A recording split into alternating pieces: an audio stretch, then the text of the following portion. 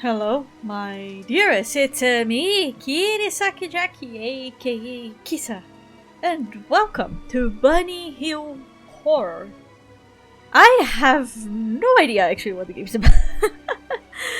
Dominic just reached out to me, and I looked around. I remember when I looked at the game, I was like, okay, that's interesting. Let's check it out. And then I downloaded, and then I had to play other things because I had other things scheduled. Then I was like, oh, I need to play that game because it was cool. So let's check it out. So, without talking too much about it, let's see what it is about. I actually clicked on the About section to be prepared, and then you said that you would be worried about me reading it, so... Welcome to the Bunny Hill Horror. This is an adventure-choosing graphic novel game in which you advance by choosing options belong this text. Your somewhat meager? I don't know what that means. Inventory is displayed by the icons above, which will flash whenever they can be useful. Once you had a good check, ring the bell to let the bus driver know you're done. You arrive at your stop. It's time to get off. Okay, let me check those things first. What is this? Mercia Co buses. You get buses from our buses. Is that in pounds? Nor staff except not valid, non-refundable. Okay. This... Oh god. Stanfordshire job seeker. The letter informs you in no uncertain terms that your friendly local employment office have put themselves out considerably to help you get this interview. And you had better not present yourself badly or your dull money will be cut off. The letter is more coy about details such as what the work involves and what the salary will be, simply giving you an interview date and time, the contact name of Oswald Mendias, and the somewhat vague job description of research assistant. Okay, and that's on my phone, I suppose. What the fuck is happening? A Mercia Co mobile phone. Your voice will go miles with our mobiles. I love the slogan. Great. Use this item to check your messages whenever you like, or add cartoon dog ears to your selfies. I like that too. The word's your oyster, or it would be if you had any credit. Okay. Today, Dave. What? Hi, Dave. Is that you? Do not forget, pub quiz, whatever, Clayton Tavern, some weird witch guys, Quizmaster Practice, hurry up. And fail your interview. Well, fuck you, Dave. You know, fuck you. Hi, Claire. Good luck with your interview. Never give up. You can do it, babes. Don't forget your busies tonight. When you're rich and famous, mine a double vodka, lols. I don't think as research assistant I'm going to be rich and famous, but sure, I appreciate it. We're super excited you chosen the Mercy mobile to access your full range or whatever. Can I call someone? Your voice will go miles with our mobiles. We're super excited you chose to access full range of IP servicing. Stop up your credit. Well, I don't have credit. And I cannot... okay, and my phone is already dying. Okay, put the phone away, whatever. I wanna out. You step off the bus with the same feeling of gloom and inevitable defeat that you always experience in the situations. Oh! Are you checking on my life? Because that's exactly how I feel when I have interviews. I already feel defeated and all that shit that you're talking about. Thanks, you say to the driver, who merely registers your cheap suit, grunts, and drives off with the 3 elderly ladies who comprise the only remnant passengers this far off on the edge of the town. You attempt to whistle a cheery tune, but this gets drowned out by the wind. At least there's no doubt that you're in the right location. There can't be too many castles in these parts. You cross a small wooden bridge over the stream that runs along the base of the hill, and sigh as you gaze at the monstrosity. Well, time to get this over with. You look up and take strength from the cosmos, and the cosmos respond with the first drops of rain. Thank you, cosmos. Thank you. Really, really appreciate it. Yeah, that. Do I have any new messages on my phone? No, everybody hates me, I suppose. Okay. Do I Do I have to choose where I walk? Sure, north uphill. There is no path up the hill, and your best, smartest shoes prove to be hazardous companion on the muddy quest. You just about keep your balance from the umpteenth slip, and then notice the views of the town's suburbs, which flickers a spark of joy within you. Less welcoming is the sight of a man standing on the bridge, who's dressed in black and doesn't look as though he has any plans to move. The metal fence to your east doesn't look welcoming either. South downhill, north uphill, west clockwise around hill. The places they want me to walk makes no sense. There's a bridge and the... What? Let's go around the hill, because like apparently my shoes suck to go up north.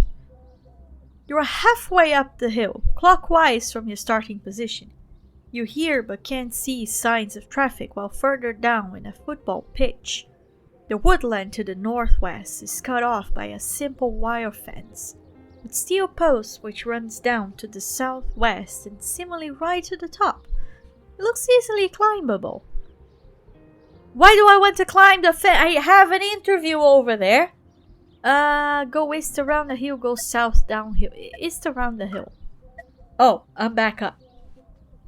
You are not at the top, not at the bottom, but halfway up a hill. Possibilities lock in every direction except this one. A manned bridge lies downhill. A castle looms above, and metal fence cuts off the products to the east. Okay, castle up north. Where's my interview? You reach to the top, panting and muddy, but feeling a real sense of achievement, as Bunny Hill Castle looms above you.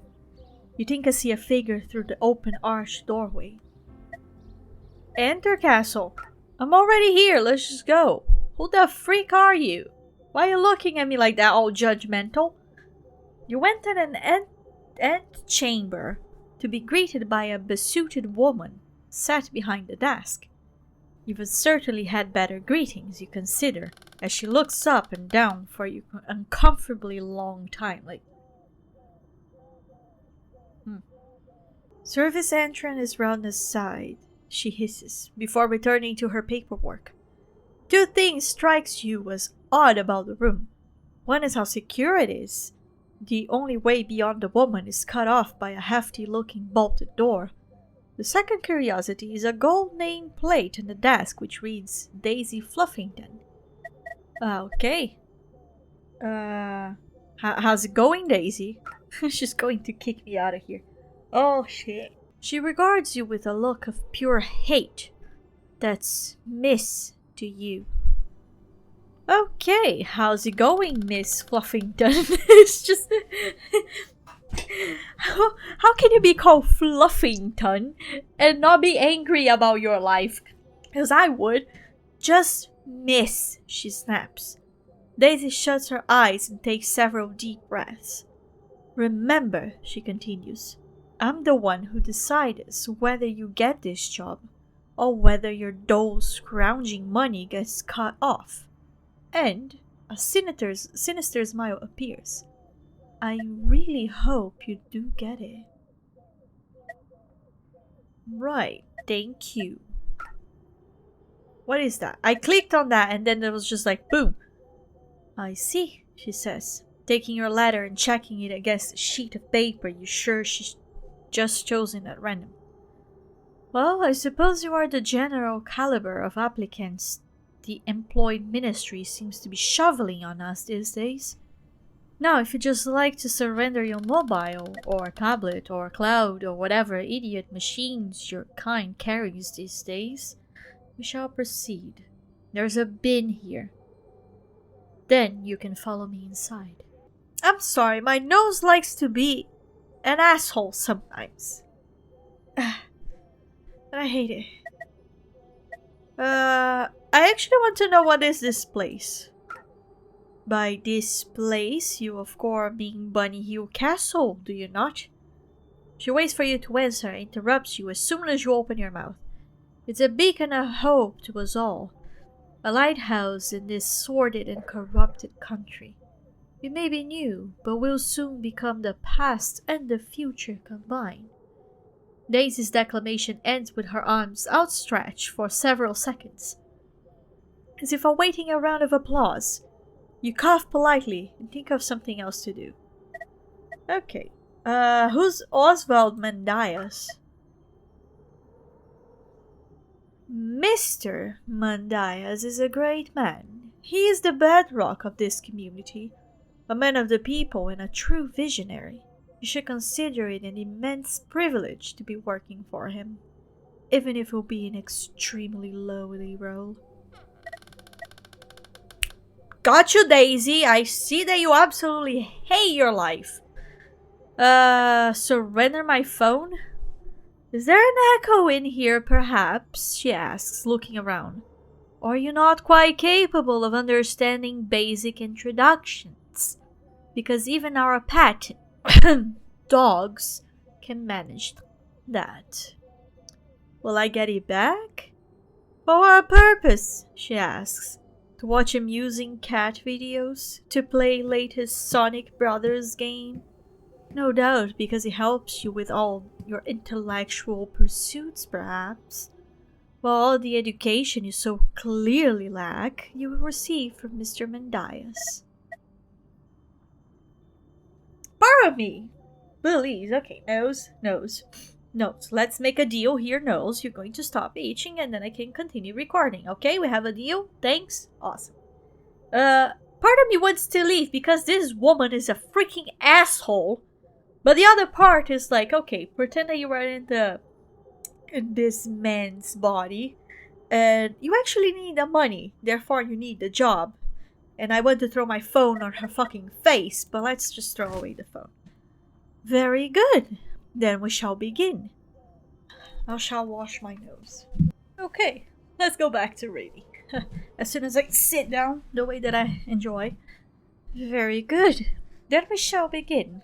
Daisy opens a drawer and waves numerous sheets of paper vigorously in the air. This is the application form, the official government-approved form. It complies with Interior Ministry guidelines, gender equality and data protection protocol, the Declaration of Helsinki, and probably the Warsaw Bloody Pact. Cool. Now, which gender do you identify with? Are you male, female, transgender, non-binary? Is she the one talking that to me, or I think that's she? Non-binary, or do you simply not wish to disclose such sensitive information? She rips up the sheets and makes a show of examining another. Disabilities, are you dyslexic? Did your daddy never loved you? Are you colorblind, gluten intolerant, and just a complete dunce who couldn't find your arse with your both hands? If so, we get brownie points for giving you the job you don't deserve. It's that nice and progressive? Let's keep it simple instead, shall we? She scrunches up all but one sheet of paper. It lays this in front of you. What is your name? Oh, okay.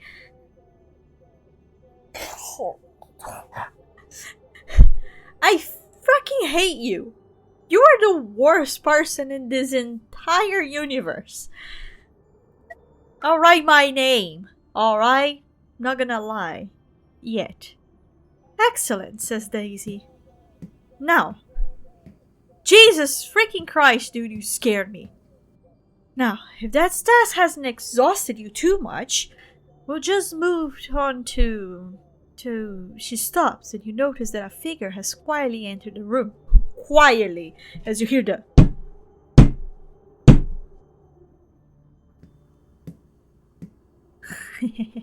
It did it again. This is the new applicant, sire. Daisy's voice instantly loses its razor edge and takes on a breathly tone. Oh, sorry about that. The tone. You know, another of the Employment Ministry referrals. Excellent. The new arrival voice is deep.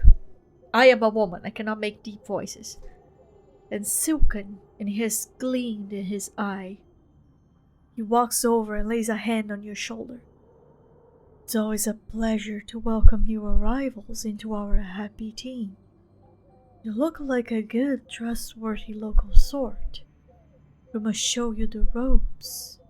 Miss Fluffington, would you lock up, please?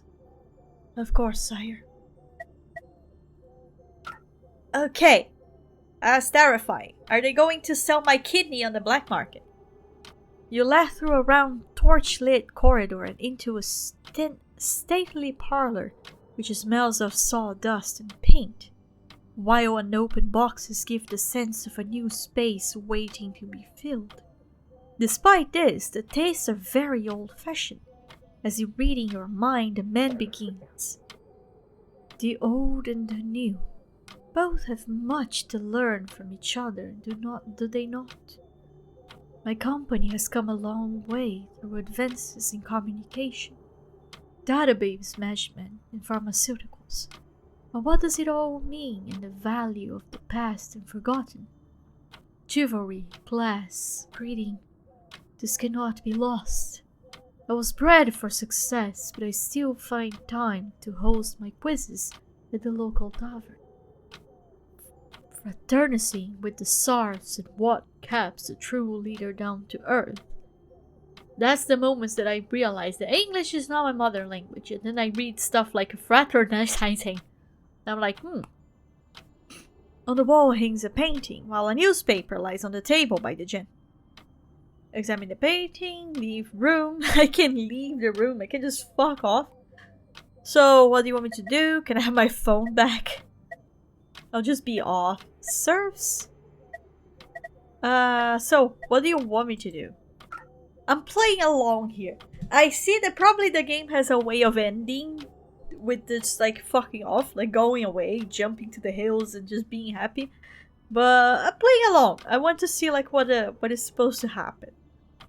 For now, your job will be very simple. The household will be attending the local tavern while I'll be hosting the quiz and making a very important announcement. Your first task will be to keep an eye on the castle till we return. Maybe. He vaguely waves an arm. Sort out the library or help Len feed our pets. Yes, that should do. They never mention a night shift. You're meant to be going to that pub quiz too. Well, I can quickly solve your problem. It's an invitation only, so you would not be allowed in. However, you do have an invitation from the Ministry of Employment to do what I tell you to. Okay, thank you. I hate my nose. Okay, what is serfs? There's no shame in being a serf. However, too many of your kind fall victim to the bombardment of lies from the television and internet. You think you make millions without lifting a finger, then you end up as benefit sprousers. Ladies of the night are one of the drug-addler zombies that shame our city centers and give lie to the promises of modern world. But you're different, I can tell. You'll be a loyal soldier and will take pride in the cause. You've joined myself, Oswald Mendias, and Mercia Co. at a very exciting time. We're making big changes, not just to keep the shareholders happy or to improve our media buzz, but to change the very tide of history. Okay, can I have my phone back? You mean, can you have my phone back? You did not purchase the phone outright, but hired it on a rolling lease. It is a Mercia Co. phone, and I am the king of Mercia. Honestly, you can always rely on the young not to bother reading the terms and conditions. Okay. I'll be looking at the painting a bit. You wander up to the painting and get a closer look. I do beg your pardon, says Ozymandias. Do you believe you are a guest in my castle, free to peruse my valuable artwork and trinkets? Your understanding is erroneous. Now, go and attend your duties. Okay. Read newspaper? I cannot believe what I'm seeing, says Oswald, who appeared to have no desire to share his newspaper with you. If this insubordination continues, then your lackadaisical attitude will need to be beaten out of you. Okay, I'm going to be leaving then. You are in a corridor which circles around the ground floor of the castle. Some of the rooms don't look quite ready yet, but the ones that do have gold plates on the wooden doors. A spiral staircase leads up the first floor, but its descent is blocked until the builders can finish the job. A painting adds some color to the torchlit wall. Parlor, antechamber, library, paint. Well, he did set to go to the library or something. The library appears to be a work in progress, featuring a bookcase containing a single slim leather volume which somehow stands upright in the middle of its shelf. On the floor are the 3 big cardboard boxes, one of which is open, a painting which sits at the foot of the wall patiently waiting to be hung up, and a glass-fronted frame containing 2 newspaper clippings. Okay. I want to look at the bookshelf. The only book on display has a leather dust jacket with golden writing which reads Clayton Sewage Committee Minutes 6869. Of course, this will be the first choice for any self-respecting library, you think. Okay. Read. You try to take the sewage book, but it appears somehow stuck. Then it jolts slightly towards you with a clunk.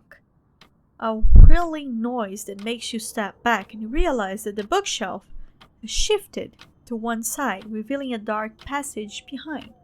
You hope all the puzzles aren't as easy. Okay, let's go in, I guess.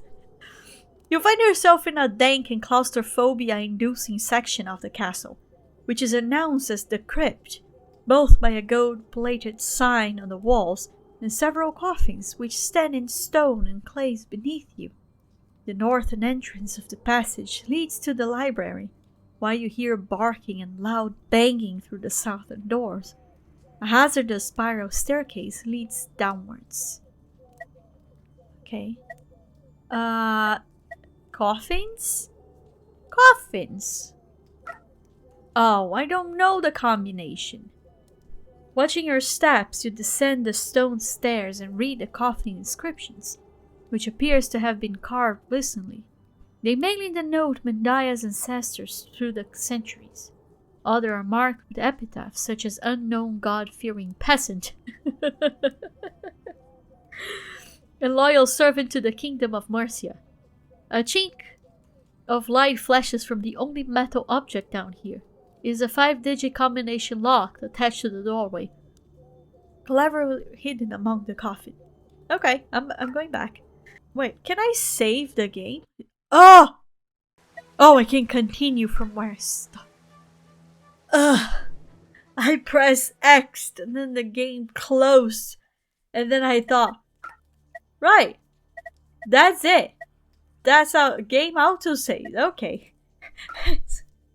I thought okay, that's it. I fucked up. I really fucked up. I'll have to do it all again. But no, the game autosaves. That's great.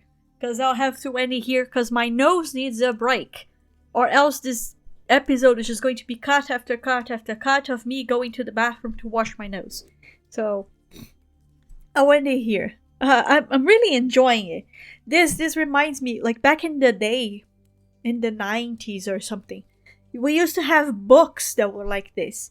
So you would read a book, and the book would have the choices. So like this, you have a choice, but the choices will be go to library. So go to page 200, or go to page 12 or whatever. So it was really, really cool back in the day. I used to do that all the time with one specific book. And I never finished because I could never figure out how to defeat the boss or how to win the story. So it was really, really hard. So this brings me back a lot of memories. I don't know how old you are, Dominic, or if this kind of stuff still goes around to this day, because like nowadays people play much more video games, so like they're more expecting to see like this type of things than the books that I read when I was a kid. But yeah, that's really really cool. I'm actually enjoying it. I didn't thought I would enjoy it that much, so most probably I'm going to make more episodes of this, as I'm liking it. Anyway, if you liked it as much as I did, please leave a like, subscribe to the channel for more. I'm going to play tons of other stuff besides this one. And as usual, hope you all have a happy ever after. And I'll see you on the next tale. Bye bye.